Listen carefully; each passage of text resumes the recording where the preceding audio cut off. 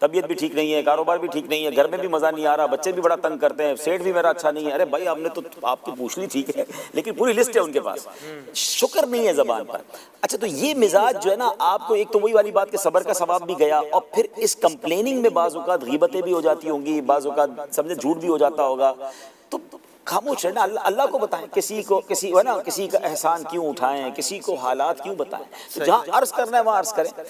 اچھا پھر اسی طرح کے اور مزاج بھی ہوتے ہیں. کچھ لوگوں کی طنز کرنے کی عادت ہے، اب ادھر جب بھی بیٹھے ان کو کسی بات پہ طنز ہی کرنا ہے. کچھ لوگوں کی جناب عیب نکالنے کی عادت ہے، کچھ لوگوں کی تنقید کی عادت ہے. ہر چیز میں ان کو پرابلم ہی نظر آتا ہے، ان کو اچھا کچھ دکھتا ہی نہیں ہے. یقین کریں یہ لوگ، ان کو پتہ نہیں ہے کہ آہستہ آہستہ لوگ ان کے پاس بیٹھنا بھی نہیں چاہتے، بات کرنے کو بھی جی نہیں چاہتا کہ انہوں نے جب بھی جانا ہے موڈ ہی خراب کر دینا ہے. تو اسی میں سے ایک عادت کی شکوہ شکایت کی بھی ہے. مزہ اس بات کا ہے کہ بندہ نظر آ رہا ہے کہ تکلیف میں، اور وہ کہے اللہ کا بہت شکر ہے، اللہ کی بڑی مہربانی. اور ایسے لوگ آپ نے دیکھے ہوں گے ان پر بعض اوقات رشک آ رہا ہوتا ہے کہ یار یہ بیماری کے بستر پر پڑا ہوا ہے، اس کو ہمیں پتہ ہے غربت کے دن گزار رہا ہے، مگر کبھی کیا بتاتا ہی نہیں ہے پرابلم کیا ہے، اس کی تکلیف ہی پتہ نہیں چلتی ہے. یہ ہوتے ہیں توکل والے لوگ. تو اللہ پاک ان کا صدقہ نصیب فرمائے. یعنی کئی بزرگان دین ایسے گزرے، اور آج بھی ایسے لوگ ماشاءاللہ موجود ہیں جو بڑے طوفان سے گزر جاتے ہیں مگر ان کے گھر والوں کو بھی پتہ نہیں چلتا. ہر مصیبت سے بڑی مصیبت ہمارے آس پاس ہی موجود ہے، زیادہ دور جانے کی ضرورت نہیں ہے. بڑے پرابلمز ہمارے سامنے ہیں. ہم میں سے جو جتنی بھی تکلیف میں نا، وہ اللہ کا شکر اس بات پر ادا کر سکتا ہے کہ مجھ سے بڑی تکلیف میں لوگ موجود ہیں، اللہ نے مجھے اس سے مبتلا نہیں کیا. اور علماء تو بڑی پیاری بات کہتے ہیں کہ کتنی بھی بڑی مشکل کیوں نہ آ جائے، اس بات پر اللہ کا شکر تو ادا کر سکتے ہو نا کہ اللہ نے ایمان کی دولت دی ہے. لوگ تو غیر مسلم بھی ہیں نا، بے ایمان بھی ہیں، اللہ نے مجھے ایمان والا بنایا، یہی اللہ کی بڑی مہربانی. تو جب آپ اپنے سے تکلیف میں بڑے آدمی کے بارے میں، بڑی تکلیف والے کے بارے میں سوچ لیتے ہیں نا، تو پھر سکون بھی آ جاتا ہے، پھر شکوہ شکایات بھی چلی جاتی ہے. تھوڑی دیر کا صدمہ ضرور ہوتا ہے، لیکن وہ کہتے ہیں نا صبر کا ثواب ہی پہلے صدمے پر ہے. ہم پورے شہر کو بتا دیں اور اس کے بعد کہ جناب ہم تو صبر ہی کر رہے ہیں، تو اب آپ صبر نہیں کر رہے تھے تو آپ نے تو سب کو بتا دیا. اچھا جس کو بھی بتایا نہ اس نے موبائل دلوا دیا، نہ وہ ٹانگ جوڑ بیٹھا، نہ میرے نقصان کو کور کیا، کسی نے کیا کچھ نہیں. ہو سکتا ہے دو تسلی کے بول مل گئے مگر میرا ثواب چلا گیا. اللہ کرے کہ ہم ایسا صبر کریں جیسے بزرگان دین صبر کرتے تھے. آیا اور بخشا نہ گیا نا ان کی خدمت کر کے، وہ بھی برباد ہو جانا ہے. اب تیسری بار تو میرے آقا نے آمین کہا، اس کا ریزن بتایا کہ فرمایا میرے آقا علیہ الصلوۃ والسلام سے جبریل امین نے کیا کہا کہ جس کے پاس آپ کا ذکر ہوا اور اس نے آپ پر درود پاک نہ پڑھا، وہ بدبخت ہو، برباد ہو جائے. میں حدیث کا خلاصہ بیان کر رہا ہوں. میرے آقا نے فرمایا آمین. اب ذرا غور کیجئے، یہ تینوں دعائیں ذرا مائنڈ میں رکھیے گا. دعا کرنے والا کون؟ جبریل امین، the leader of angels، فرشتوں کا سردار. اور دعا پر آمین کہنے والے کون ہیں؟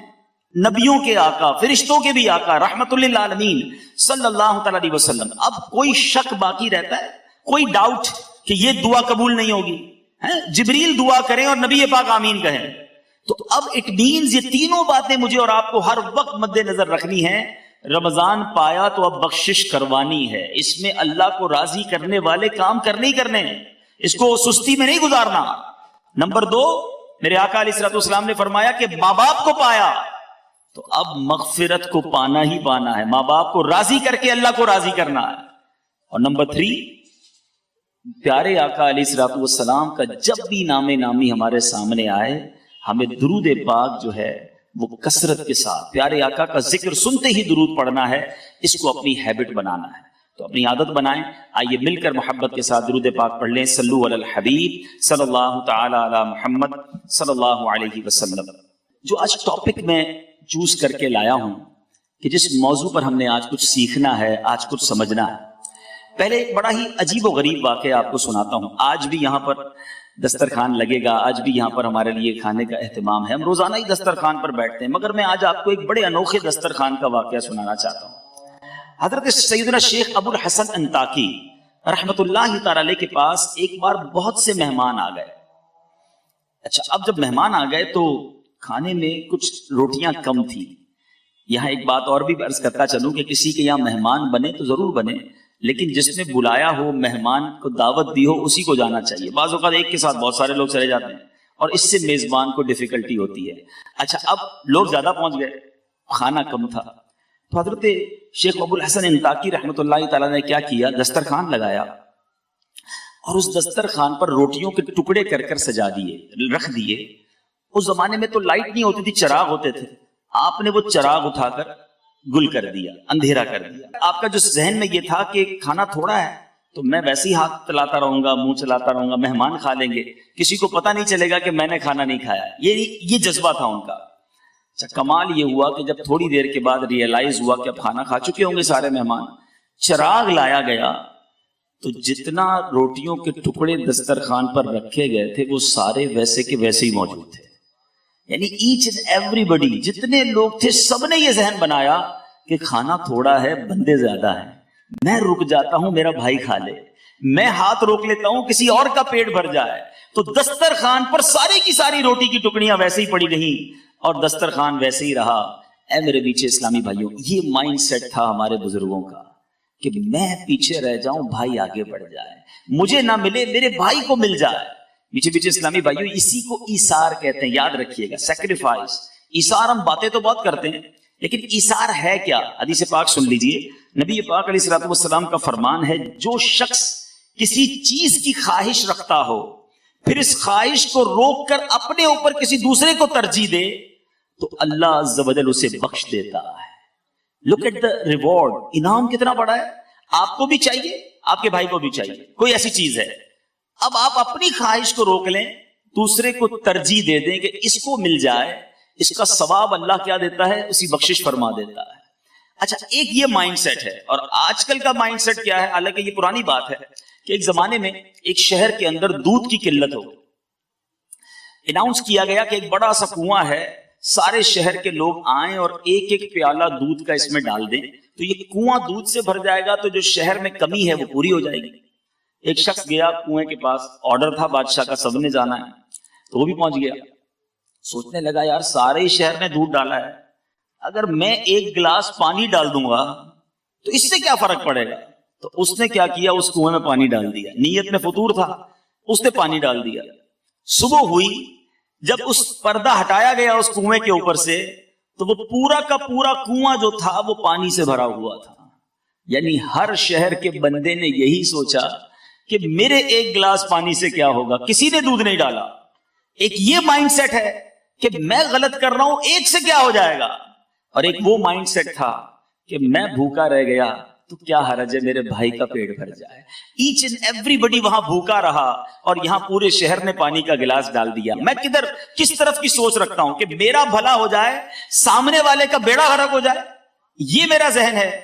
یا میرا ذہن یہ ہے کہ سب کا بھلا، سب کی خیر، سب کے بھلے میں اپنی خیر. دوسروں کا جو اچھا سوچتا ہے نا اس کا ہمیشہ اچھا ہوتا ہے، کبھی کسی کو تکلیف نہیں دینی ہے. آج جو میرا بیسک ٹاپک ہے نیچے اسلامی بھائیوں وہ یہ ہے کہ ہماری ذات سے کسی کو تکلیف نہ پہنچے. دیکھیں حقوق اللہ کی بہت بات ہم کرتے ہیں، بہت اچھی بات ہے، بالکل ٹھیک ہے، نماز پڑھنا ہے، روزہ رکھنا ہے، تلاوت کرنا ہے، عبادت کرنا ہے، زکوٰۃ دینا ہے، حج کرنا ہے، بریلینٹ، بہت اچھی بات ہے. لیکن حقوق اللہ کے ساتھ ساتھ ایک بہت بڑا چیپٹر ہماری لائف میں حقوق العباد کا بھی ہے، اور یہ موسٹ امپورٹنٹ چیپٹر ہے.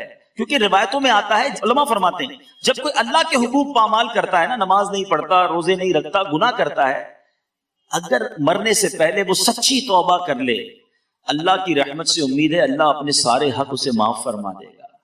لیکن اگر کسی نے کسی مسلمان کا دل دکھایا ہے، کسی کے ساتھ دھوکہ کیا ہے، کسی سے مال دبا لیا ہے، کسی پر ظلم کیا ہے، حقوق العباد اس نے ڈسٹرب کیے ہیں لوگوں کے، جب تک بندہ معاف نہیں کرے گا جب تک اللہ بھی معاف نہیں فرماتا. تو ذرا غور کیجئے کہ اس پر کتنی توجہ دینے کی ضرورت ہے. ایک بار نبی پاک علیہ الصلوۃ والسلام نے بڑی خوبصورت حدیث پاک، آج ہم کہتے ہیں نا یار بڑا اچھا آدمی ہے، یہ بہت سارو ماڑو ہے، اچھا اپنے بارے میں لوگ کہتے ہیں میں بہت اچھا آدمی ہوں. آج میں آپ کو حدیث پاک کے ذریعے سے بتاتا ہوں کہ کون اچھا ہے کون برا ہے. نبی پاک علیہ الصلوۃ والسلام نے فرمایا کیا میں تمہیں اچھے اور بروں کی خبر نہ دوں؟ میرے آقا خود فرماتے ہیں کہ اچھے کون ہیں اور برے کون ہیں. صحابہ کرام خاموش رہے. میرے آقا نے 3 بار سوال کیا. تو ایک شخص نے عرض کی یا رسول اللہ صلی اللہ علیہ وسلم، جی ہاں ہمیں اچھوں بھلوں اور بروں کی خبر عطا فرما دیجئے. اب غور سے سنیے گا، اب آپ خود چیک کر لیں، جتنے یہاں بیٹھے جتنے بعد میں چینل پر دیکھیں گے، خود غور کر لیں کہ میں اچھا ہوں یا برا ہوں. نبی پاک فرماتے ہیں تمہارا بھلا وہ شخص ہے جس سے خیر کی امید کی جائے اور اس کے شر سے امن ہو.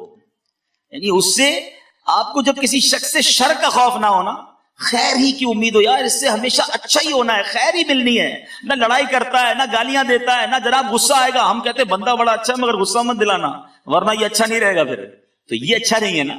جس سے خیر ہی کی امید ہو اور اس کے شر سے امن ہو. نبی پاک فرماتے ہیں، اور فرمایا تمہارا برا وہ ہے جس سے خیر کی امید نہ کی جائے اور اس کے شر سے امن نہ ہو.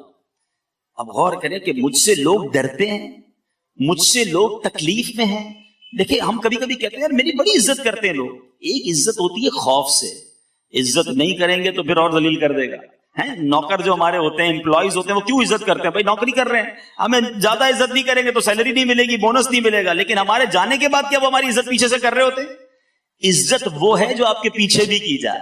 آپ کے سامنے اگر کوئی عزت کر رہا ہے تو ہو سکتا ہے وہ خوف سے کر رہا ہو.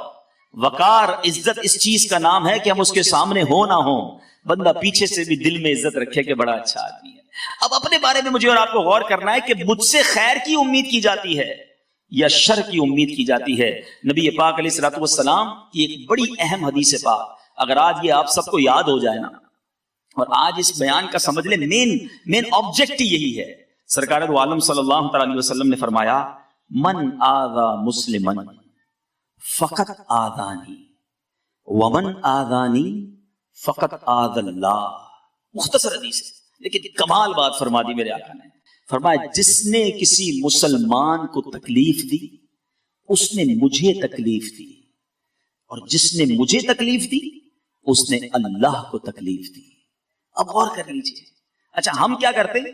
ہم اپنوں کو تکلیف نہیں دے رہے ہوتے، جو ہمارے اسٹیٹس کا ہوتا ہے، ہمارا رشتہ دار ہوتا ہے، ان کا تو خیال رکھ لیتے ہیں. مگر عام مسلمانوں کے ساتھ ہمارا رویہ ایسا ہے، ہمارے غریب رشتہ داروں کے ساتھ، ہمارے امپلائیز کے ساتھ جس کو ہم نہیں جانتے، بالکل نہیں جانتے، روڈ پہ مل گیا، تھوڑی سی ٹکر لگ گئی، تھوڑا سا ہاتھ لگ گیا، تھوڑا سا بھیڑ میں آ گیا، ہمارے آگے کسی نے گاڑی بڑھا دی. اب ہمارا ایٹیٹیوڈ کیا ہے؟ اس وقت ہم تکلیف دیتے ہیں یا اگنور کر دیتے ہیں کہ کوئی بات نہیں، مسلمان ہے. پورا مطلقاً نبی پاک نے فرمایا جس نے کسی مسلمان کو تکلیف دی.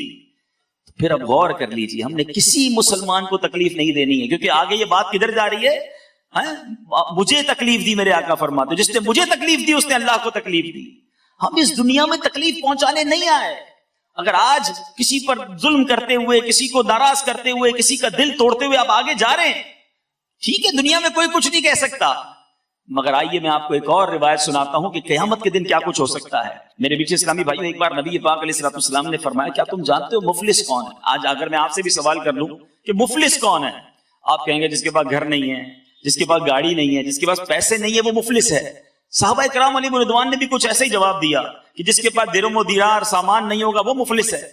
میرے آقا علیہ الصلوۃ والسلام نے فرمایا نہیں، سنو حدیث کا خلاصہ ہے، میری امت میں مفلس وہ ہے جو قیامت کے دن نماز، روزے اور زکوٰۃ لے کر آیا.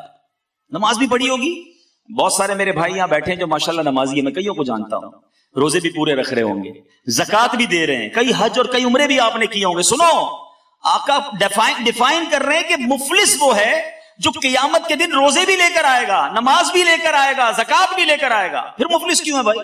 سنیے، مگر حال یہ ہوگا کہ کسی کو گالی دی ہوگی، کسی پر تہمت لگائی، اس کا مال کھایا، اس کا خون بہایا، اسے مارا، اس کی اب کیا ہوگا؟ اب اس کی نیکیوں میں سے مظلوم کو نیکیاں دینی جائیں گی، اور پھر کچھ اس مظلوم کو، پھر اس مظلوم کو، پھر جس کے ذمے جو حقوق تھے جب یہ دیتا جائے گا نیکیاں ختم ہو جائیں گی، مظلوم زیادہ ہوں گے، تو اب مظلوموں کے گناہ اس کے سر پر ڈالے جائیں گے اور پھر اس شخص کو آگ میں پھینک دیا جائے گا. یعنی اس کے اپنے گناہ نہیں ہوں گے، بظاہر اس کے بعد نیکیاں ہوں گی، لیکن چونکہ اس نے دل آزاریاں، ظلم اور لوگوں کے حقوق تلف کیے ہوں گے، قیامت کے دن یہ سب دینا پڑ جائے گا. میٹھے میٹھے اسلامی بھائیوں، خدا را اس بات کو ریئلائز کیجئے. اچھا اب میں چند ایگزامپلز دوں گا، کیونکہ جب بیان اس طرح کرتا ہوں تو بعض اوقات ذہن میں خیال آتا ہے یار یہ بات تو بالکل ٹھیک کر رہے ہیں، کسی کو تکلیف نہیں دینی چاہیے، لیکن میں تو کسی کو تکلیف نہیں دیتا. ہم بعض اوقات یہ سمجھ رہے ہوتے کہ میں تو کسی کو تکلیف نہیں دیتا، میں تو بڑا اچھا انسان ہوں. تو اب میں چند ایگزامپلز اپنے بیان میں دوں گا، غور سے سنیں گے کہ کیا کہیں اس انداز سے تو میں تکلیف نہیں دیتا. یاد رکھیے، ہمارے معاشرے میں کسی کو گھور کر دیکھا جانا، غصے سے دیکھا جانا، یہ کوئی نارمل سی بات لگتی ہے کہ ٹھیک ہے تو نارمل ہے. سنیے، نبی پاک علیہ الصلوۃ والسلام نے فرمایا جو اپنے بھائی کی طرف ڈرانے والی نظروں سے گھورے، اللہ تعالیٰ اسے قیامت کے دن ڈرائے گا. ہیں آج گھورتے ہیں, آج یعنی آنکھوں سے بھی تکلیف نہیں پہنچانی, ہاتھ تو بڑی دور کی بات ہے, زبان تو دور کی بات ہے, کسی کو اس نظروں سے نہ دیکھو جس سے وہ سہم جائے, جس سے وہ ڈر جائے, جس سے وہ خوف زدہ ہو جائے. میرے آقا علیہ الصلوۃ والسلام نے ایک جگہ پر ارشاد فرمایا, مسلمان کے لیے جائز نہیں کہ دوسرے مسلمان کی طرف آنکھ سے اس طرح اشارہ کرے جس سے اسے تکلیف پہنچے. اب اسی سے ریئلائز کر لیجئے, جب آنکھ سے تکلیف پہنچانا جائز نہیں ہے تو ہاتھ سے تکلیف پہنچانا, زبان سے تکلیف پہنچانا یہ کتنا برا ہوگا. اچھا اب گھورنا نہیں, ایک اور بڑا عجیب و غریب انداز, ہم کسی کے گھر مہمان جاتے ہیں, وہاں جا کے تکلیف کا باعث بن جاتے ہیں. کیوں؟ مثال کے طور پہ کسی کے گھر گئے, بہت اچھی بات ہے, جانا چاہیے, اگر میزبان بلاتا ہے تو جانا چاہیے, لیکن زبردستی کا مہمان نہیں بننا چاہیے. تکلیف کیا ہوتی ہے, کسی کے گھر بغیر بتائے چلے گئے, پہلے بتانا چاہیے. اب آپ پہنچے, پہلے سے اس کے گھر پہ کوئی مہمان ہے, یا وہ خود بیچارہ کسی اور کام میں مصروف ہے, اب مربت میں منع تو نہیں کرے گا, آئیے آئیے گھر میں آئیے. کبھی کبھی ہوتا بھی ہے, گھر میں جاتے پہلے سے کچھ لوگ بیٹھے ہوتے ہیں. اچھا اس کے گھر میں کچھ انتظام نہیں ہے, وہ اپنی کسی مصروفیت میں اس کو کہیں باہر جانا ہے, آپ گئے مہمان بن کر مگر اس کے لیے تکلیف کا باعث بنے. اچھا یہ تو ہو گیا, چلے آپ یہ کیا. اچھا مہمان نے بعض اوقات ہم کہتے ہیں نہیں یار میں ایسا نہیں کرتا, میں بغیر بلائے تو نہیں جاتا, بلاتے تبھی جاتا ہوں. لیکن جا کر کیا کرتے ہیں, کسی کے گھر میں گئے, یار اتنا بڑا تمہارا کاروبار ہے, ابھی تک اسی کالونی میں رہتے ہو, ابھی تک 500 گز کے بنگلے پہ, ابھی تک بڑا گھر نہیں لیا تم نے. اچھا یار یہ ڈرائنگ روم کیسا بنایا ہے, یہ تو یہاں نہیں وہاں ہونا چاہیے تھا. یار کلر اسکیم تو دیکھ لیتے, یار یہ کون سا کلر کروا لیا تم نے. یہ صوفے اب پچھلی بار آیا تھا جب بھی وہی تھے, آج بھی وہی ہیں. اب بندہ بولے یار میں نے مہمان بلایا, انسپیکٹر بلایا, گھر میں جاتے ہی گھر کی خامیاں نکالنا شروع. اچھا اب کھانا لگ گیا تو کھانا لگتے ہی کھانے میں کیڑے نکالنا شروع, یار میں تو چکن کھاتا ہی نہیں ہوں, میں تو آج کل چاول نہیں کھا رہا. اب بندہ بولے یار پہلے بتا دیتے حضرت آپ کیا نہیں کھاتے, کیا کھاتے ہیں, لسٹ بھجوا دیتے, میں وہی بنا لیتا. یہ سب تکلیف کا باعث چیزیں ہیں. مہمان کے لیے یہ اصول لکھا کتابوں میں کہ جب کسی کے گھر جائے تو جہاں وہ بٹھائے وہاں بیٹھ جائے, جو کھانا پیش کرے وہ کھا لے, نہیں سمجھ آتا نہ کھائے. سرکار دو عالم صلی اللہ علیہ وسلم کا بھی یہ طریقہ تھا کہ آپ کے سامنے جب کھانا لگایا جاتا, کھانے میں کبھی عیب نہیں نکالتے تھے, بلکہ پسند آتا تو تناول فرماتے, نہ پسند آتا تو ہاتھ روک لیتے. اب ہم کیا کرتے ہیں کہ ہم کھانا بھی نہیں ہے اور اس پہ کیڑے بھی نکالنے. کتنی تکلیف ہوگی میزبان کو کہ یار میں نے مہمان بلایا اور آ کے اتنا سارا میرے اوپر کرٹیسائز کر کے چلا گیا. ایسا نہ کیا کریں, کسی کے گھر جائیں اس کو دعا دے کر آئیں, اس کی حوصلہ افزائی کر کے آئیں کہ اللہ تمہارے گھر میں اور برکت دے, اللہ تمہارے رزق میں اور برکت دے. اور میٹھے اسلامی بھائیوں, یہ کھانے میں عیب نکالنا نہیں, اپنے گھر میں بھی نہیں کرنا چاہیے. سرور کائنات علیہ الصلوۃ والسلام جب اپنے دسترخوان پر گھر میں بیٹھتے تھے, جو بھی کھانا پیش کیا جاتا میرے آقا کو پسند آتا تو تناول کر لیتے, نہ پسند آتا تو چھوڑ دیتے تھے. ہمیں بھی یہی ایٹیٹیوڈ اپنانا چاہیے. مگر آج کیا ہوتا ہے, آج کل تو گھر میں خوب لڑائیاں ہو رہی ہیں. افطار کا وقت آتا ہے, ابھی تک سموسے نہیں پکے, ارے کل بھی کہا تھا نمک کم کر لینا, تم نے آج پھر تیز ڈال دیا. شربت تو بنایا, اس میں میٹھا ڈالا ہی نہیں. ارے یار اللہ کے بندو, جس نے افطاری بنائی ہے جس گھر کی عورت نے, وہ بھی اللہ کی بندی ہے, اس نے بھی روزہ رکھا ہے. روز افطار کے وقت گھر میں جھگڑا کرنا, چھوٹی چھوٹی باتوں پر ڈانٹ ڈپٹ کرنا. کبھی ہم مرد حضرات اثر کے بعد, ویسی اثر کے بعد ہماری بھی بیٹری ڈاؤن ہو جاتی ہے. اتنا طویل روزہ گرمی کے دن, جاؤ چولہے کے پاس تو اپنا بھاؤ پتہ چل جائے گا. تو بیچاریاں افطاری بھی بنائیں اور ہماری ڈانٹ بھی سنیں, کیونکہ عورت کے لیے تو کانسیپٹ ہی یہی ہے نا کہ عورت کو تو جو کہنا ہے کہہ دو, اس کا دل ہی نہیں ہے, وہ ناراض نہیں ہو سکتی. ہم مرد ہیں, ہم جو چاہیں کہہ لیں, عورت کے پاس ناراض ہونے کا حق ہی نہیں ہے. نہیں میرے پیچھے اسلامی بھائیوں, امیر اہل سنت ہمارے شیخ طریقت کمال بات پچھلے دنوں آپ نے مدنی مذاکرے میں فرمائی, یعنی ایسی بات کی جو ہمارے بھی 14 طبق روشن کر گئی. آپ فرماتے ہیں اگر مرد نے اپنی بیوی کا دل دکھایا, نا حق اس پر ظلم کیا, تو اس کو اس سے معافی مانگنی ہوگی. اگر والد نے, سنیے گا, والد نے اپنے بیٹے کو, اپنے بچوں کا اگر نا حق دل دکھایا ہے تو والد کو بھی اپنے بچوں سے معافی مانگنی ہوگی. اور اسٹیپ آگے بڑھ کے سمجھا رہے ہیں کہ اگر پیر نے, غور سے سنیے گا, پیر نے اپنے مرید کا دل دکھایا ہے تو پیر نے بھی اپنے مرید سے معافی مانگنی ہوگی, کیونکہ یہ انسان ہے, اس کا حق ہے, یہ قیامت کے دن کھڑا ہو سکتا ہے. اور اب یہ بات ہو سکتا ہے آپ کو عجیب لگ رہی ہو کہ یار پیر مرید سے معافی مانگے گا, والد بچے سے معافی مانگے گا. ہم نے تو کبھی سوچا ہی نہیں کہ اپنے بیٹے کو جو کہنا کہہ دو, اپنے بچے کو جب ذلیل کرنا ہے سب کے سامنے کر دو, اس کا تو دل ہی نہیں ہے نا, وہ اپنے دوستوں کے ساتھ ہے, سب کے سامنے اس کو جو کہنا ہے کہہ دو, اللہ کی بارگاہ میں وہ کھڑا ہو سکتا ہے اور ہم سے حساب لے سکتا ہے. اب اس بات کو آپ غور کر رہے ہوں گے کہ یہ کیسے پاسبل ہے کہ میں اپنی بیوی سے معافی مانگوں, اپنے بچوں سے معافی مانگوں. سنیے میٹھے اسلامی بھائیوں, میری اور آپ کی کیا حیثیت ہے. کونین کے والی صلی اللہ تعالی علیہ وسلم ایک بار نہیں, آپ کی سیرت اٹھا کر دیکھو, کئی بار اعلان فرمایا, اگر کسی کا مجھ پر کوئی حق آتا ہے تو مجھ سے لے لو. اگر آپ ایسے کسی کا میں نے اگر دل دکھایا ہے تو آ کر مجھ سے بدلہ لے لو. ایک بار نبی پاک علیہ الصلوۃ والسلام صفے درست کر رہے ہیں, صحابہ کرام موجود ہیں, آپ نے اپنی ڈنڈی سے اپنی عصا مبارک سے کسی صحابی کو تھوڑا سا پیچھے کیا, صف درست نہیں تھی. نبی پاک نے جب اعلان کیا کہ تم میں سے کسی کا حق آتا ہے تو مجھ سے لے لو, وہ صحابی کھڑے ہو گئے, کہتے یا رسول اللہ میں نے آپ سے بدلہ لینا ہے. آپ نے میرے پیٹ میں چھڑی ماری تھی, میرے پیٹ میں اپنی ڈنڈی سے اپنے عصا سے مجھے پیچھے کیا تھا, مجھے تکلیف ہوئی. صحابہ لرز گئے کہ یہ کیا کہہ رہے ہیں, نبی پاک سے بدلہ لیں گے. پیارے آقا علیہ الصلوۃ والسلام نے فرمایا آ جاؤ مجھ سے بدلہ لے لو. نبی پاک کے قریب پہنچے, کہ حضور جب آپ نے اپنا عصا میرے پیٹ پہ لگایا تھا نا, میرا پیٹ ننگا تھا, میرے پیٹ پہ کرتا نہیں تھا, آپ نے اس وقت کرتا پہنا ہوا ہے, آپ بھی کرتا اوپر کیجئے. صحابہ اور لرز گئے, یہ کیا کرنا چاہ رہے ہیں. نبی پاک نے اپنا کرتا بھی اوپر کر دیا. تاریخ نے ایسا منظر دیکھا ہوگا کہ آقا اپنے غلاموں کو کہہ رہا ہے کہ جس کو مجھ سے بدلہ لینا ہے لے لو, اور اپنا کرتا اوپر کر دیا. مگر دیکھو اس صحابی کا کمال, دوڑتے ہوئے گئے اور نبی پاک کے جسم سے لپٹ گئے, میرے آقا کے جسم کو چومنے لگے اور کہنے لگے آقا بدلہ نہیں لینا تھا, میری تمنا تھی کہ ایک بار مرنے سے پہلے میرا جسم آپ کے جسم سے ٹچ ہو جائے. مجھے پتا ہے کہ میرے جسم نے اگر آپ کے جسم کو چھو لیا تو پھر سے جہنم کی آگ نہیں جلائے گی. یہ ہے میرے آقا کی تعلیمات.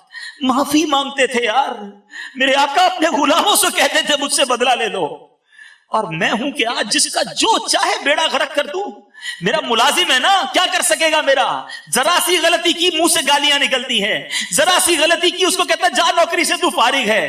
ارے ٹھیک ہے آج آپ کا کوئی نہیں بگاڑ سکتا, مگر میرے آقا کا یہ فرمان یاد رکھنا, من آذا مسلمن فقط آذانی ومن آذانی فقط آذ اللہ, کہ جس نے کسی مسلمان کو تکلیف دی اس نے مجھے تکلیف دی, اور جس نے مجھے تکلیف دی اس نے اللہ کو تکلیف تھی.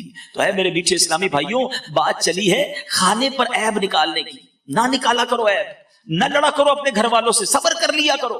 ایک بہت گناہگار شخص تھا, اس کا انتقال ہو گیا. انتقال کے بعد اس کے دوستوں نے اسے خواب میں دیکھا اور کہا کہ تمہارے ساتھ کیا معاملہ ہوا. کہنے لگا اللہ تعالیٰ نے میری مغفرت فرما دی. لوگ بڑے حیران ہوئے, تو بڑا گناہگار, تیری مغفرت کیسے ہو گئی.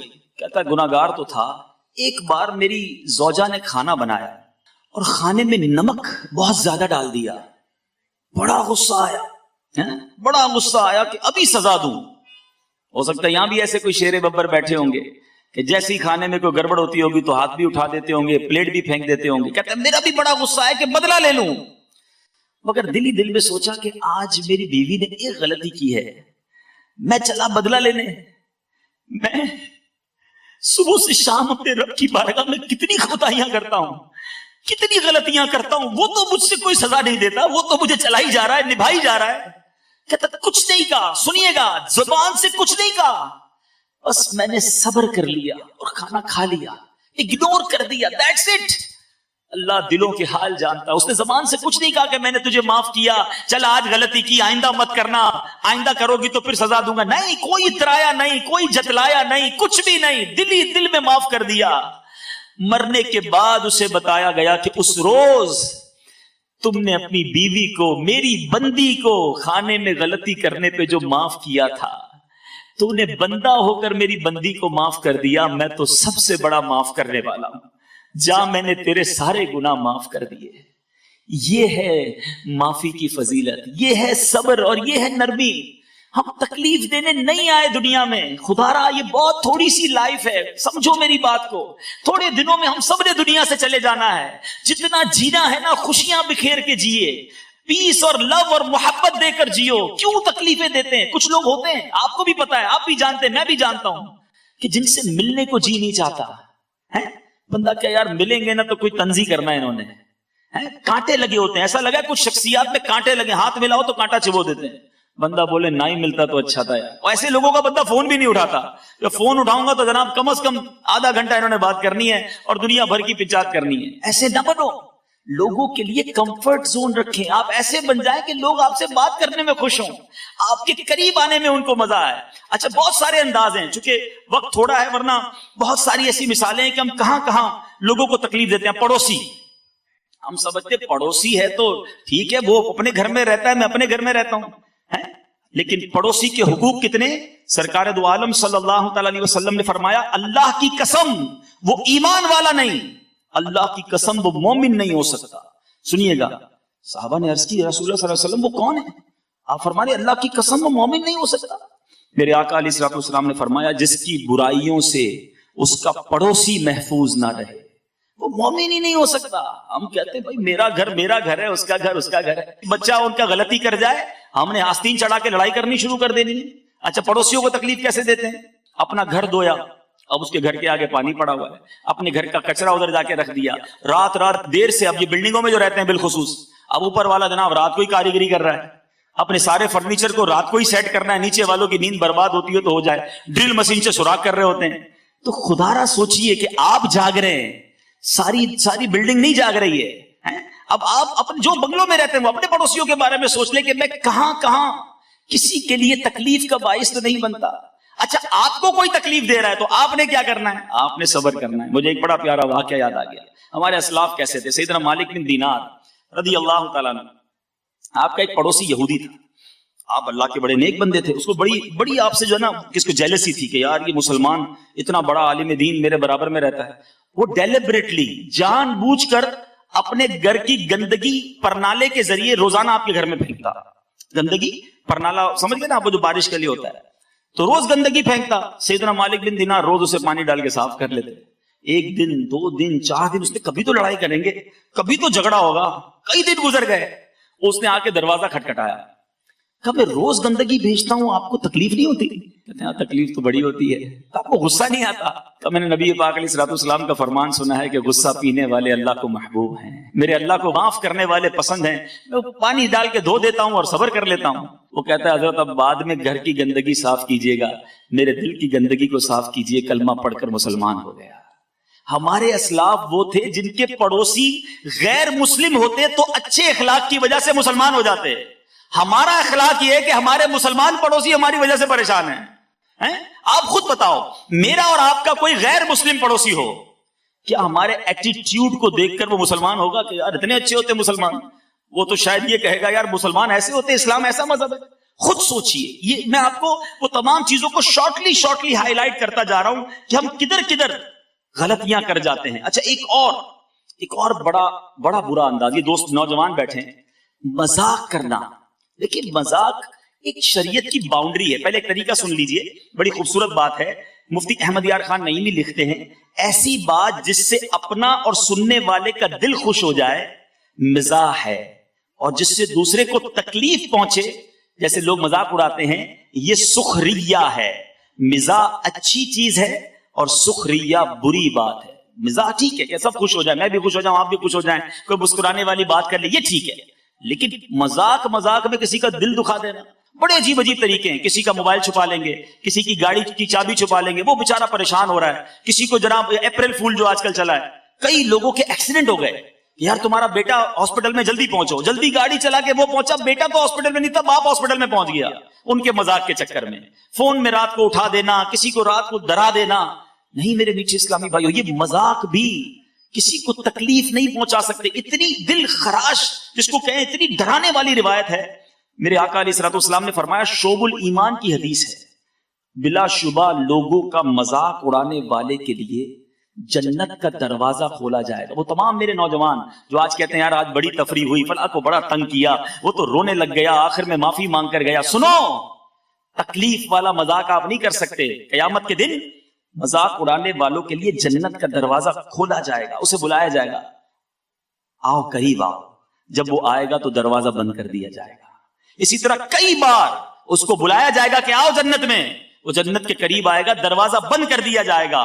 پھر دروازہ کھول کر بلایا جائے گا آؤ آؤ قریب آؤ، مگر وہ اتنا مایوس ہو گیا ہوگا کہ لگتا ہے پھر جاؤں گا تو دروازہ بند ہو جائے گا، اس لیے وہ جنت میں ہی نہیں جائے گا۔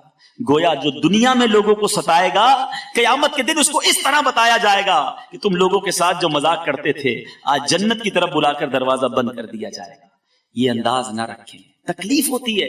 آپ کہتے ہیں یار سامنے والا بھی ہنستا ہے جب میں اس کو موٹو بولتا ہوں، جب میں اس کو چھوٹو بولتا ہوں، جب کالو بولتا ہوں، جب اس کو کہتا ہوں تو لنگڑا ہے، تو اچھا توتلانا بیچارہ جو توتلاتا ہے جس کی آواز میں تھوڑا سا فرق ہوتا ہے، اس کے سامنے اسی کی زبان میں بات کرتے ہیں اور سارے دوست ہنستے ہیں، اور وہ بھی بیچارہ خسیانی ہنسی ہنستا ہے، تو ہم کہتے ہیں یار اس کو برا نہیں لگتا نا، پوچھو اس سے، دل میں رو رہا ہوتا ہے کہ یا اللہ میں بھی صحیح بولتا تو آج دوست مذاق تو نہ اڑاتے۔ ارے اس کا رنگ کالا ہے، تمہارا گورا ہے، اللہ نے بنایا اسے، اس کا قد چھوٹا ہے، رب نے بنایا، تمہیں اللہ نے اچھا بنایا، اس پہ اترانا نہیں، اس پہ غرور کرنا نہیں۔ آج کسی کا دل دکھا رہے ہو، ایسا نہ ہو تو نعمتیں تمہیں رب نے دی ہیں تم سے بھی واپس چھین لی جائیں۔ تو کبھی بھی اس طرح کسی کا مذاق نہیں اڑانا چاہیے، یہ بھی ایک انداز ہے لوگوں کا دل دکھانے کا اور تکلیف پہنچانے کا۔ میٹھے میٹھے اسلامی بھائیوں، اب آخر میں صدقہ و خیرات میں بھی کیا تکلیف پہنچاتے ہیں، کتنی عجیب بات۔ اصل میں دیکھیں شیطان جو ہے نا وہ اتنا ملعون ہے، ہمیں نیکی نہیں کرنے دیتا، اور نیکی کر لے تو چاہتا ہے یار اس کی نیکی ڈیمیج ہو جائے کسی طرح، یہ نیکی تو کر گیا اس کا نقصان ہو جائے۔ اب کیا کرواتا ہے، احسان جتواتا ہے۔ کسی غریب کی شادی کروا دی ہم نے، کسی کو علاج کروا دیا، کسی کی ماں بیمار تھی تو اس کو علاج کرا دیا، کسی کا قرضہ تھا قرضہ اتار دیا۔ اب کیا کرتے ہیں لوگ، ہاں بھائی یاد ہے نا تیرا علاج میں نے کرایا تھا، وہ دن یاد ہے تیری بہن کی شادی کروائی تھی، نوکری نہیں تھی تیرے پاس، نوکری میں نے دلائی تھی، بھول تو نہیں گیا نا، آج ماشاءاللہ اتنا بڑا کاروباری ہو گیا، پہلا قرضہ مجھے سے لینے آیا تھا۔ اب وہ بندہ شرم سے پانی پانی ہو جائے کہ یار کاش اس سے نہ ہی لیتا تو اچھا تھا، یہ جب دیکھو ملتا ہے مجھے ذلیل کرتا ہے۔ میٹھے اسلامی بھائیو، قرآن کہتا ہے، میں نہیں کہہ رہا، قرآن پاک میں اللہ تبارک و تعالیٰ نے کیا خوبصورت ہماری تربیت فرمائی۔ قرآن کہتا ہے اپنے صدقے باطل نہ کر دو، احسان رکھ کر اور ایذا دے کر۔ جو جتاتا ہے نا اپنا احسان، اس کا صدقہ بھی باطل ہو جاتا ہے۔ آپ صدقہ دے، اللہ کے لیے دے رہے ہیں، جتلانا کس چیز کا۔ اچھا اب آپ کہیں گے، دیکھیں میں دوبارہ کہا تھا نا میں کچھ مثالیں دوں گا، اب آپ کہیں گے یار میں تو ایسا نہیں کرتا، نہیں جتاتا۔ اچھا ٹھیک ہے آپ جتاتے نہیں ہیں، لیکن بیک آف دا مائنڈ کیا ہوتا ہے کہ یار میں نے اس کے پیسے دیے نا، اس کو اس کی مدد کی ہے، اب یہ میرا ہر وقت مجھے سلام دعا کرتا رہے گا، میری خدمت کرے گا، میری بڑی عزت کرے گا، جدھر جاؤں گا کھڑا ہو جائے گا، کیونکہ میں نے سپورٹ کیا ہے۔ یہاں تک ہمارا مائنڈ سیٹ ہوتا ہے، کسی کو عمرے پہ بھیج دیں، کسی کو حج پہ بھیجیں، کیا بولتے ہیں بھائی ہر چکر میں میرے لیے دعا کرنا۔